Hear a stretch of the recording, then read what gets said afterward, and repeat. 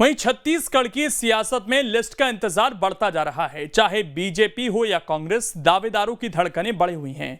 सबको यही डर है कहीं टिकट ना कट जाए।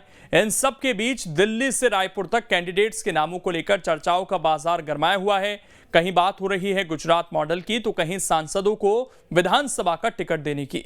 मध्य प्रदेश में तो बीजेपी ने 2 लिस्ट के जरिए 79 उम्मीदवारों का ऐलान कर दिया है, लेकिन छत्तीसगढ़ में अभी भी दूसरी लिस्ट का इंतजार है, जिसको लेकर दिल्ली से लेकर रायपुर तक लगातार मंथन किया जा रहा है। टिकट के दावेदारों को हर उगते सूरज को देख ऐसा लगता है कि आज मानो लिस्ट आएगी, लेकिन सूरज ढलते ढलते लिस्ट वाली बात कहीं गायब सी हो जाती है। लेकिन ये इंतजार अब खत्म होने वाला है, क्योंकि बीजेपी की दूसरी लिस्ट लगभग फाइनल हो गई है। रविवार को बीजेपी केंद्रीय चुनाव समिति की बैठक हुई, जिसमें माना जा रहा है कि दूसरी सूची के लिए उम्मीदवारों के नाम पर मोहर लगाई गई है। प्रधानमंत्री नरेंद्र मोदी 3 अक्टूबर को छत्तीसगढ़ के दौरे पर हैं। कयास लगाए जा रहे हैं कि पीएम मोदी के दौरे के बाद उम्मीदवारों की सूची जारी कर दी जाएगी। बीजेपी की लिस्ट में कई चौंकाने वाले नाम हो सकते हैं। ऐसा कहा जा रहा है कि एमपी की तरह बीजेपी यहां भी बड़े चेहरों को मैदान में उतारेगी। इसे लेकर ब्लूप्रिंट तैयार है।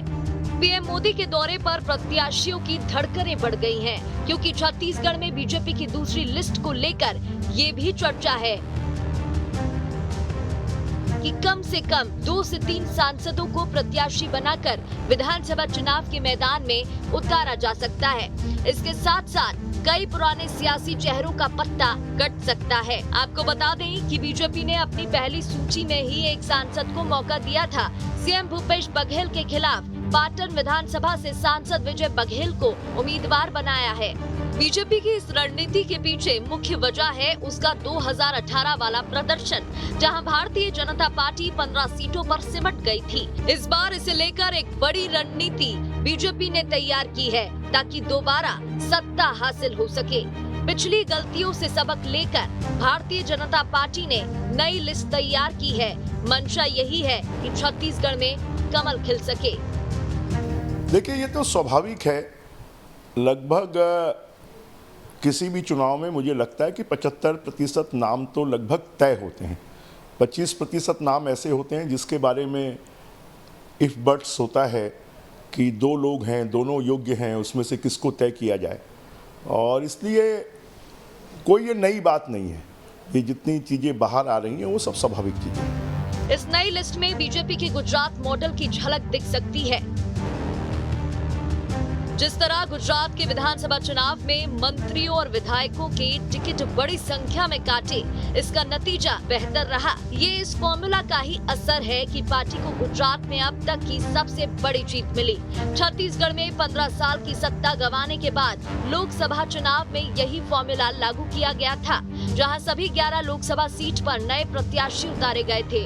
अब एक बार फिर ये चर्चा शुरू हो गई है कि विधानसभा चुनाव की लिस्ट में भी ज्यादातर प्रत्याशी नए हो सकते हैं। वहीं अभी तक अपने पत्ते नहीं खोलने वाली कांग्रेस भी 2 से 4 दिनों में प्रत्याशियों का ऐलान कर सकती है। ऐसा माना जा रहा है कि कांग्रेस की लिस्ट में भी 1 से 2 सांसदों को विधानसभा में उतारा जा सकता है। फिलहाल कांग्रेस की तरफ से यही कहा जा रहा है कि लिस्ट आने पर सब क्लियर हो जाएगा। हमारे यहाँ टिकट देने का अपना एक फार्मूला है। हमने अपने निचले पायदान के कार्यकर्ताओं से अनुशंसा करके उनके माध्यम से आवेदन मंगाया है, ब्लॉक के माध्यम से, वहाँ से अनुशंसा मंगाई है। उसके बाद जिलों से अनुशंसा आई है। प्रदेश चुनाव समिति ने उस पर विमर्श किया है और विमर्श का दौर अभी चालू है। उसके बाद स्क्रीनिंग कमेटी ने भी कल विमर्श किया है।